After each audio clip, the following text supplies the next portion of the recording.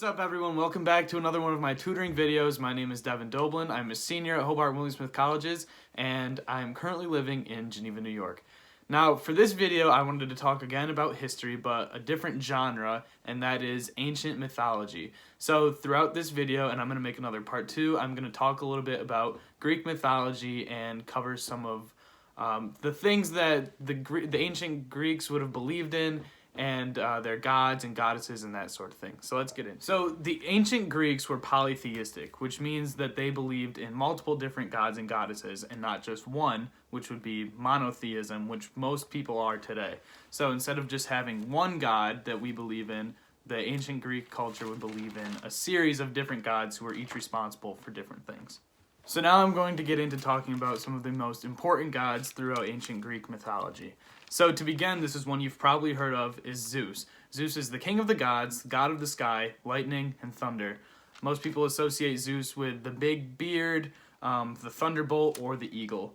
So Zeus is the king of the gods, and he came to this position by overthrowing his father Cronus with the help of his siblings, and he became king of gods on Mount Olympus. Now, each of the gods that I'm going to discuss in this video are all siblings, so it's important to keep in mind when we think about their relationship to one another.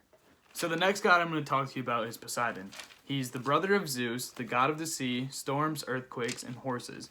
His symbols are the trident, fish, and dolphins. So his Roman name is Neptune, which is where the planet comes from, the name of the planet Neptune, and other things like you might have heard of King Neptune, who is the king of Atlantis, or things like that. So when you think about the planet or King Neptune, this is where it comes from, the Greek god Poseidon. So the next god we're going to talk about is Hades. He is the sibling of Poseidon and Zeus. He's the god of the dead and the underworld. His symbols are the bones, the three-headed dog, and snakes.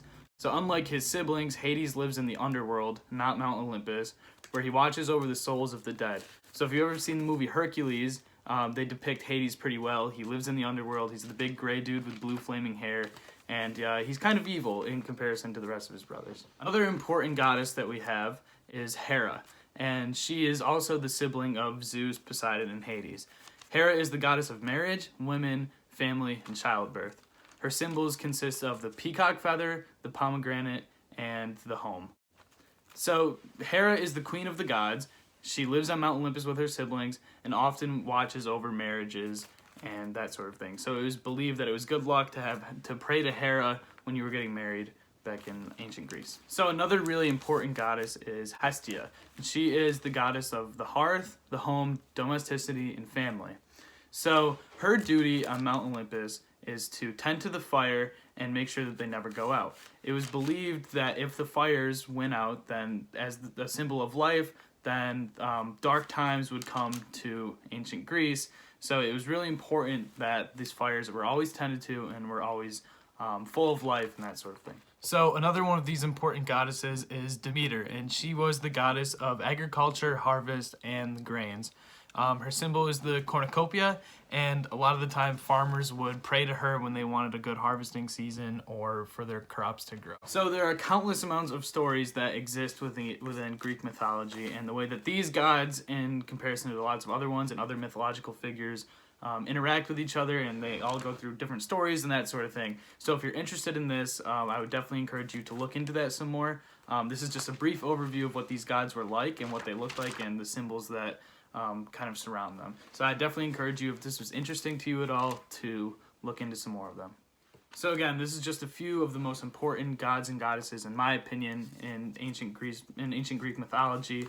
There's lots of other ones, and in the next video that I'm going to make, I'm going to talk about their kids, and then you'll understand more of just how large the influence is of these Greeks, the ancient Greeks, gods and goddesses on their lives. So that's going to wrap it up for this video. Thank you so much for watching, and tune in for part 2. Thank you.